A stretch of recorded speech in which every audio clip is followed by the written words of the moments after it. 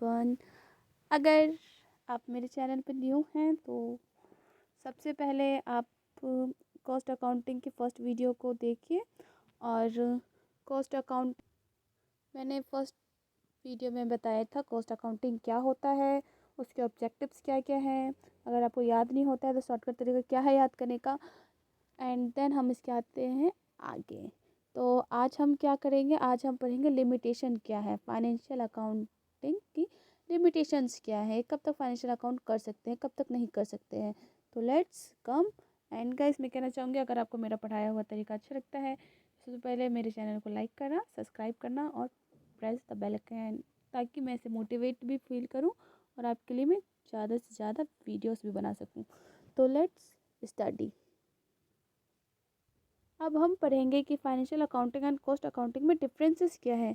Cost accounting तो हमें पता चल गया, किसी भी चीज़ का अकाउंटिंग करना और उस पर कॉस्ट कलेक्ट करना, तो हमारे क्या होता है वो कॉस्ट कलेक्टिंग अकाउंटिंग कहलाता है। अब आते हैं फाइनेंशियल अकाउंटिंग से हम क्या समझते हैं। Financial accounting maintain at presenting a true and fair view of the overall result transactions. तो फाइनेंशियल अकाउंटिंग का एम क्या होता है, इनका एम होता है कि वो सही और जो भी निकलना चाहिए है सही आंसर्स, जो उनको कहना चाहिए है, जो भी उनका व्यू हो वो सही होना चाहिए। जो भी हमारा ट्रांजैक्शन किया हमने, या तो जो भी हमने रिकॉर्ड करा अपने बुक ऑफ अकाउंटिंग में, और कौन से टर्म में, मनी के टर्म में, तो इसका एम होता है वो रिप्रेजेंट करना और सही व्यू में। तो हमें पता चला फाइनेंशियल अकाउंटिंग का मतलब क्या होता है। फाइनेंशियल अकाउंटिंग का मतलब होता है कि सही और एक अच्छे तरीके से जो भी हमारा रिजल्ट निकला ट्रांजैक्शन का वो रिकॉर्ड होता है, जो बुक ऑफ अकाउंटिंग में उसको बताना। तो आपको क्लियर हुआ फाइनेंशियल अकाउंटिंग का मतलब। देन हम आएंगे लिमिटेशन। लिमिटेशन क्या है, हिस्टोरिकल इन नेचर। ये इसका नेचर क्या है, हिस्टोरिकल। मतलब कि हमारा जो कॉस्ट अकाउंटिंग था एकदम यंगर था, यंगर मतलब जवान था। और फाइनेंशियल अकाउंटिंग क्या है, एक तरीके से हिस्टोरिकल नेचर का है, इसका गुण क्या है, एक हिस्टोरिकल पुराना है ये। अब हम रीडिंग करते हैं। Financial accounting is essential historical in nature. ये क्या है, एक हिस्टोरिकल नेचर का है। It record transaction in event which have already accrued. ये क्या रिकॉर्ड करता है, जो भी ट्रांजेक्शन करते हैं, जो भी इवेंट्स होते हैं उन सबको रिकॉर्ड करता है, जो भी हमने अक्योर किया है। As such the financial statement prepare and present at the end of the accounting period. और हम इसको फाइनेंशियल अकाउंटिंग को प्रिपेयर कब करते हैं, हम इसको प्रिपेयर करते हैं और प्रेजेंट करते हैं अकाउंटिंग के पीरियड के एंड में। Report as past event as a part of stewardship functions of management. Although the information is historical important, it does not provide the management with day-to-day information for the evaluating operation efficiency.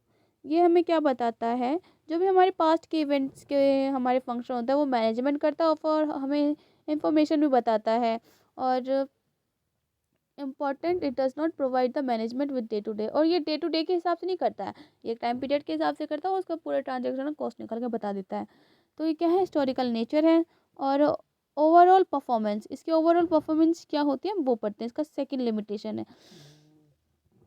Financial accounting disclose and report profitability और otherwise of the business as a whole science. It does not classify accounting on the basis of the department of segment, product, process and sale territories.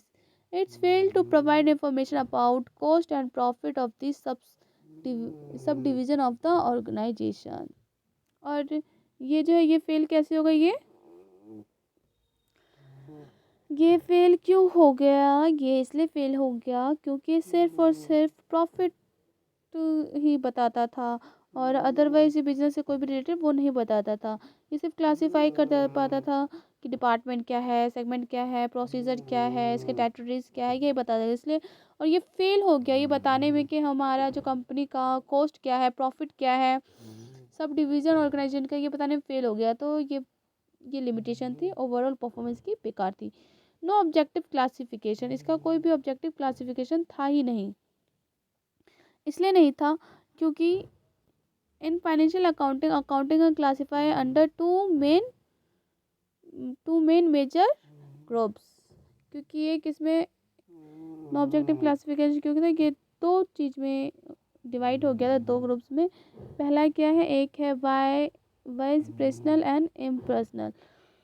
Such a primary classification made subjectly as of little used to management to assess cost by product job and process. इसका मतलब क्या कह रहा है, इसका classification कोई objective ही नहीं था, कोई उद्देश्य नहीं था। ये क्या करता था, ये प्राइमरी क्लासिफिकेशन दो को कर दिया, एक कर दिया पर्सनल एंड इम्पर्सनल। अगर कोई होगा तो पर्सनल होगा या तो इम्पर्सनल होगा।